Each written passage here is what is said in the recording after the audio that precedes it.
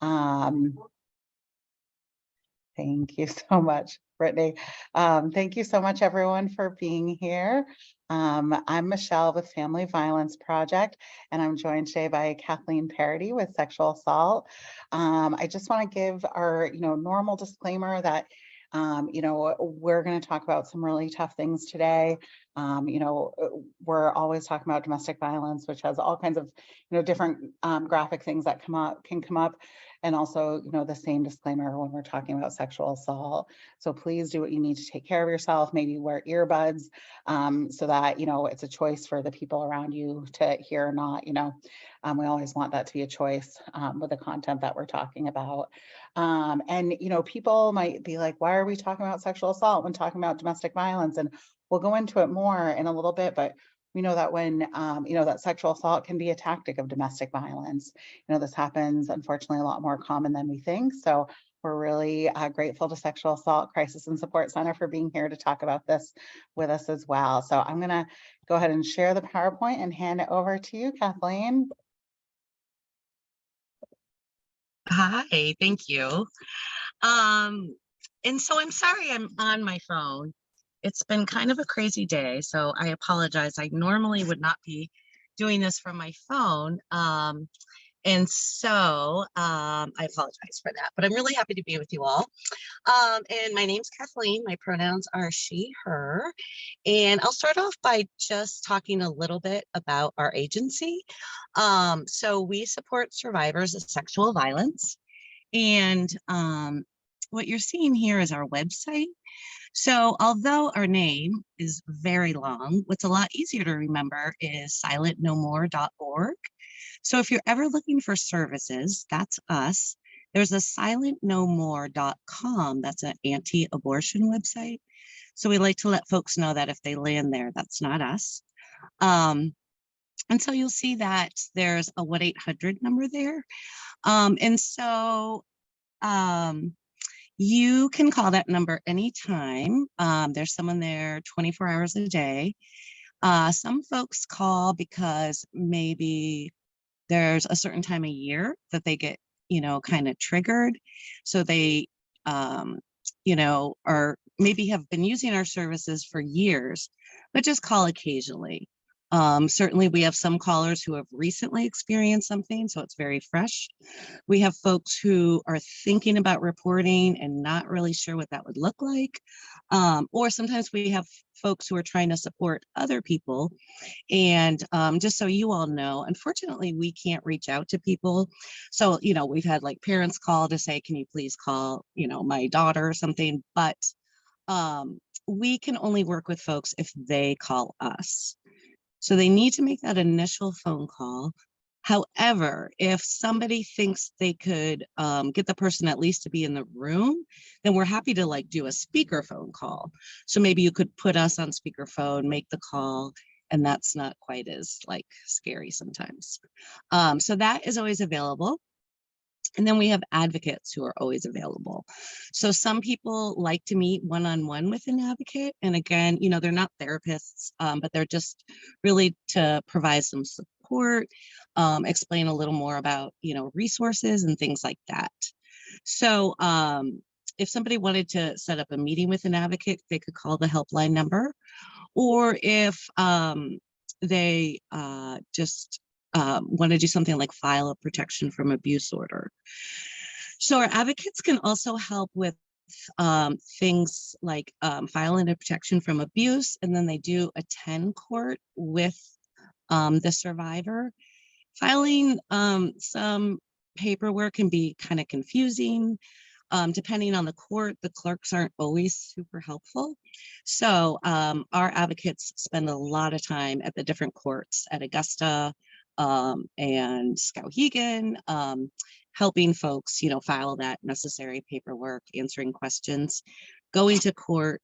And then one of the other kind of main things that they do is if there is a sexual assault and after someone chooses to go to the hospital, then our advocates, the hospital calls us as soon as the person gets there, and they call us, and one of our advocates immediately goes to the hospital And their role is really to support the victim. And then if things, ideally, the hospital would contact a sexual assault forensic examiner. We call them safe nurses. But unfortunately, there are no safe nurses in Kennebec and Somerset County right now, which is just horrible. Michelle and I were talking about it the other day, and we're doing everything we can to recruit more. So if anyone, I don't know who's on this meeting, but if there's any folks who might be interested, we can help with like the cost of the class or anything like that. But now what they do is pull, any nurse they can find kind of off the floor. And then the sexual assault forensic exam is pretty long and pretty technical. So the advocate these days often will be the one to help the nurse and kind of help walk the nurse through it, because it's evidence. It has to be done in a very particular way, and there's lots of things you can and can't do. So it's, pretty complicated. So that's another thing our advocates have been doing a lot of. But really their primary purpose is to support the survivor. So if the survivor is like, nope, I don't want you here, then that's totally fine. And they can also refuse any part of that exam they want. They are in the driver's seat. So, they get to decide. Any questions about our agency or anything? So Michelle, because I'm on my phone, I have my watch here, never mind. Can you give me an idea of like time-wise, if I'm being too slow or something? Yeah, no, it's 12:10. I think we're good. We're right on track. Okay, great, thank you. And so I'll also just quickly cover the Children's Advocacy Center. So we have one in Waterville, and we also have one in Winthrop. And so if there is some type of disclosure, then it's reported to either law enforcement, the DA's office, or DHHS or CPS, then that comes to our Children's Advocacy Center. And so, years ago, before we had this, a child might disclose something, and then they were getting, interviewed by maybe the guidance counselor, and, they were being interviewed over and over, which, of course, is not best practices, and it can be re-traumatizing for the child. So now, all over Maine, we have these children's advocacy centers. So if there is some type of disclosure, then it comes to our office, and the child's only interviewed one time. So they're in a room with our with our forensic interviewer, and they're in the room, and they're not looking at a bunch of folks. It's just them and one other person. And then that interview is basically kind of it's recorded and sent to the room next door where our multidisciplinary team is. So usually, a detective and maybe someone from DHHS or the DA's office will be there. And so they can watch the interview. They can communicate with the interviewer in case, they have questions about the case. And then, it's way less traumatizing for the child. And then the child gets to, put their handprint on the wall, which they seem to really like. And they get like a stuffy to take with them.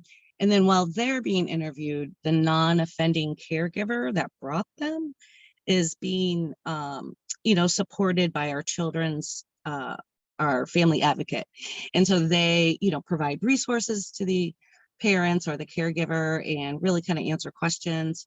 So it's a, hopefully a positive experience for both the child and the caregiver.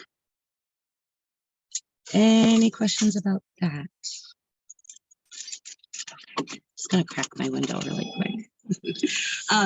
And so in Maine, about 1 in 5 people will experience sexual assault or sexual abuse, which, is huge. It's a huge number. And so I think a lot of times we don't really realize how many people are affected by it, because it can be really hard for victims to talk about it. And a few things, there's a ton of myths out there around sexual violence. And I'm going to define sexual violence in just a minute, but a lot of the myths that are out there are can be really damaging. And so one of the big ones that I've heard is that people just go around saying they were sexually assaulted when they weren't. That's definitely not true. It's not falsely reported more than any other crime. And also, it is way underreported. Only about maybe 28% of victims ever report. And that's true for children as well as adults. So, that's probably one of the reasons that we don't realize how many people are affected by sexual violence, because it's so underreported. Any questions about that? So here we have basically like the sexual violence wheel. And so it's a lot of different behaviors, because I think when people tend to get confused about the difference between sexual violence and domestic violence, which is understandable. And so also I think when they hear sexual violence, they're not really sure what that means, or that it just maybe means sexual assault. But you can see there's a lot of different crimes basically that can fall under the umbrella term of sexual violence. So I'm just going to kind of go around quickly. I think some of you are familiar with most of them, but just in case. So sexual abuse, of course, can be childhood sexual abuse, or it can happen to adults. And same with sexual assault. Those are kind of interchangeable. Sexual harassment is harassment that is sexual in nature.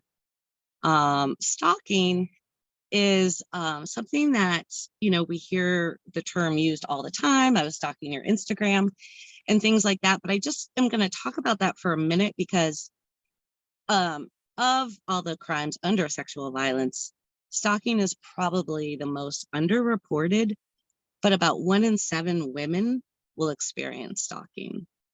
And stalking can be, really traumatic.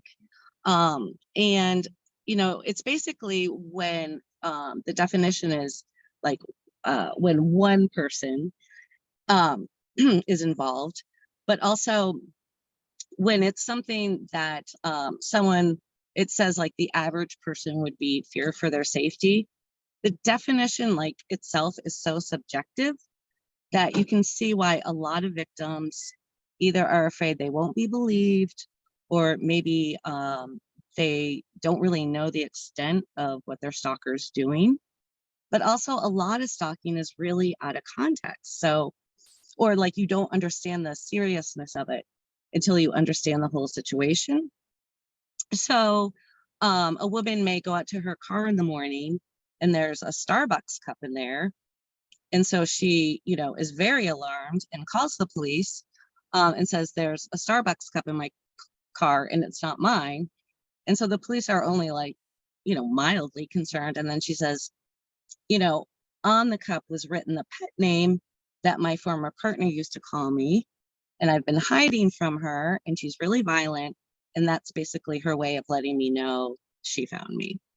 So then it brings on a whole different level of concerning, of course.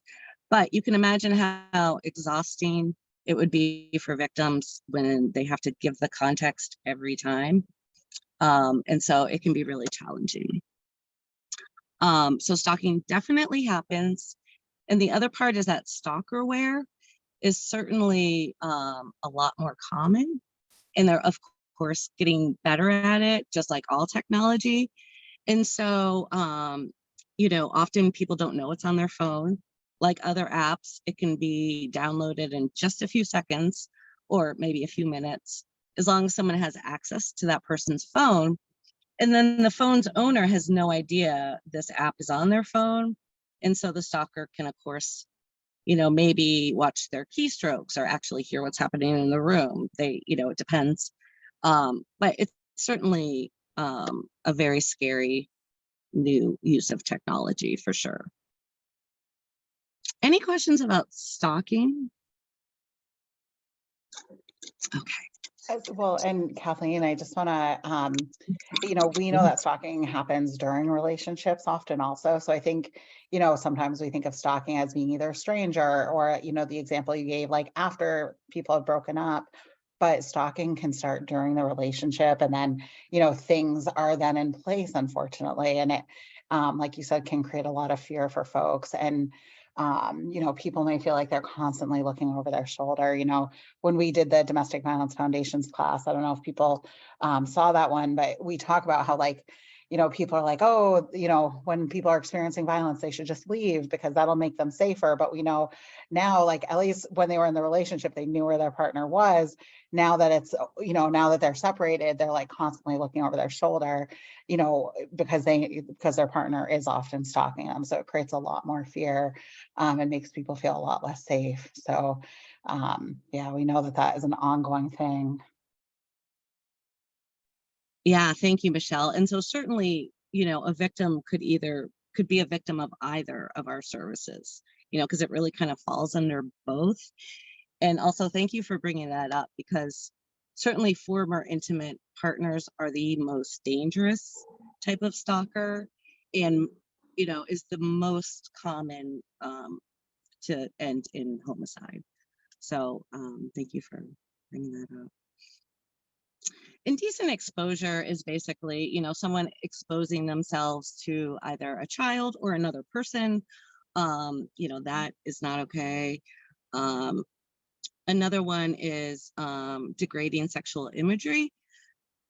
So that can kind of mean a couple things, but just so you all know, like in Maine, if you have like a nude picture of someone that you were dating, and then, you know, you guys break up, and then you send it out to some people to kind of embarrass them or to revenge or whatever, it is considered revenge porn.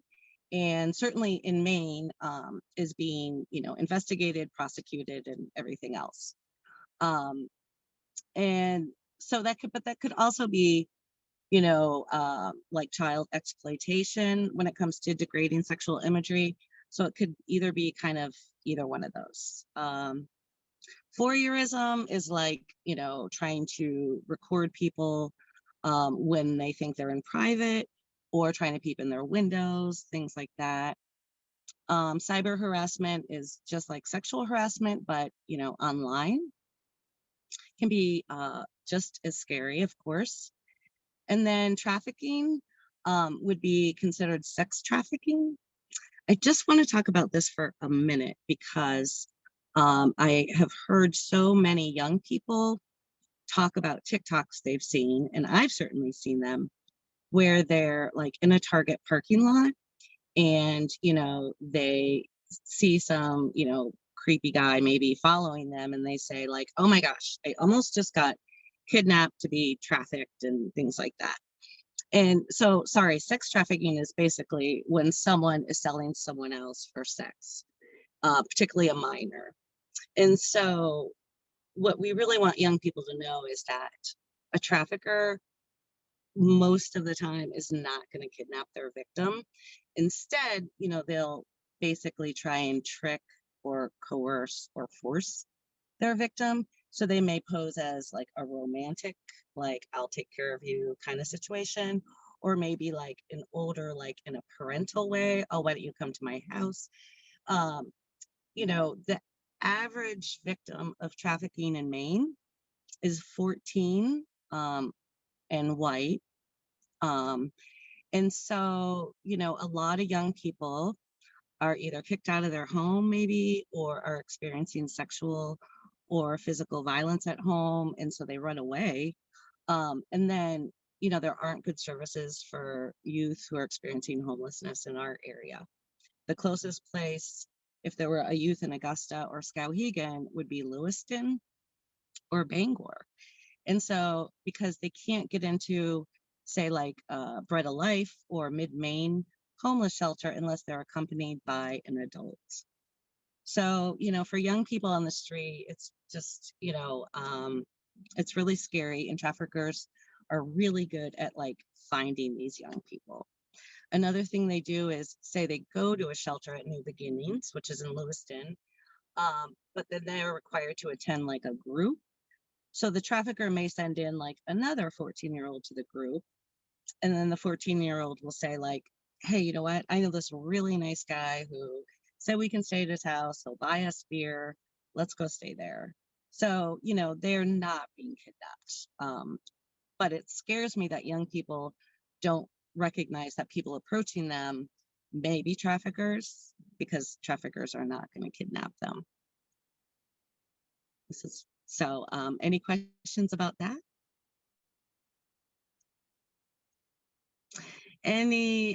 That's really nice. My colleague just brought my soup because I thought it started later. That's very sweet. Um, and so, yeah, no, okay, great. That's fine. Oh, sorry, Um, Kathleen. oh, no, that's great. Especially because if we need to move things along. Yeah. So, Well, I was gonna switch it to, switch gears a little just to talk oh, about yeah, the intersection. okay. And then we can go back to that if we have time, but just, Oh, yeah. we're here because I think, we've been talking, we've had this ongoing group about domestic violence, and just, looking at the intersection between domestic violence and sexual assault there, it's so intertwined because we know sexual assault is so often a tactic used by partners when they are using that coercive controlling violence. And when that's happening, domestic violence is hard to talk about to begin with, but then add on sexual assault being used as a tactic, it can really complicate things for folks. Because, when we think about it, like your bedroom is supposed to, your house is supposed to be safe, and especially the bedroom is supposed to be safe. And so when we see these statistics that are on the slide, it's really scary that, people, again, I think in our minds, we think of sexual assault as being like a stranger or, something like that. But we know that people's, partners, their spouse, their, boyfriend, their girlfriend, they can be assaulted by their partner, and just how that changes things. And, marital rape, we know when rape was made illegal, they said, unless you're married, which is really scary, that they allowed for that, and that has since been changed. But unfortunately, when we think about the belief systems that we have in our society, people may feel like they have to have, sex with their partner. They have to do what their partner wants as part of like being in relationship with that person, which is really scary. And that's not reality, right? People have a choice over their body, over what they want to do. But if they are experiencing domestic violence, that may not be a choice anymore. And it's hard for people to talk about. So we want to open the door and let people know they can talk about that with us, with sexual assault.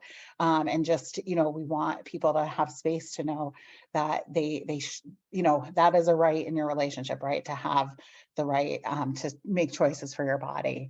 And so, that's sexual coercion when people feel like they can't say no because something else will happen. And so I really appreciate the slide that Kathleen put in here about like, ways that this could look. So if your partner is asking you over and over and over for sex and just not letting it go and saying these things like, if you really love me, you do it, making you feel like you can't say no, when we know like you have the right to change your mind, even during, while you're having sex, even if you've already said yes, you have the right to change your mind.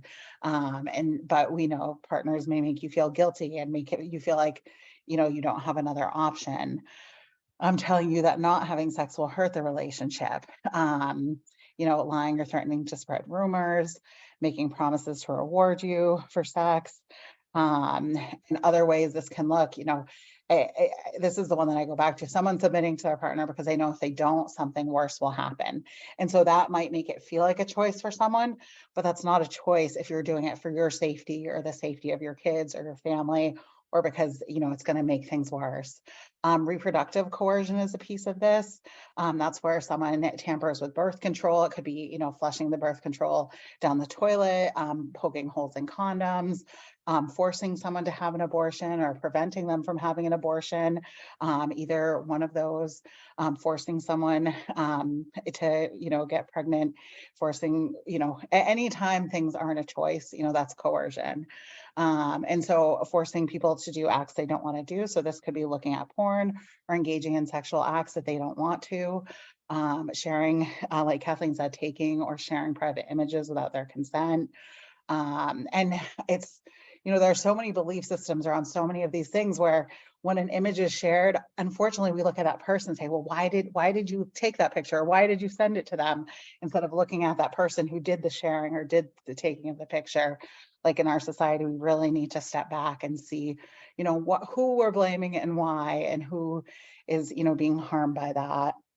And using stereotypes or gender roles to define reality around sex. And this, you know, especially rings true in LGBTQ plus relationships and identities, where people might say, well, real women do it this way, or real gays or real queers do it this way. You know, really, that person is defining what that means when that might not be the reality for the other person. And so this can show up in many different ways for folks. Did you want to add anything to that, Kathleen? And we can go back to one of the slides, but I think when we look at, you know, the power and control, you know, we've talked about power and control of domestic violence, but it is the same as sexual assault. And did you want to say anything about this pyramid? Because I do think we have another minute. Oh, and you're muted. And we have exactly 1 minute. You're muted, Kathleen. Oh, you're all set? Oh. I'm good. I'm good. Thank Okay. you. Well, we really appreciate you all. I'm going to put, you know, Kathleen's slide back up. Know that sexual assault is available, and we are also available. If people have any questions, both of the helplines are there for folks, because we know that this affects people. We hope that you all do lots of self-care, and we're going to put in the chat for you.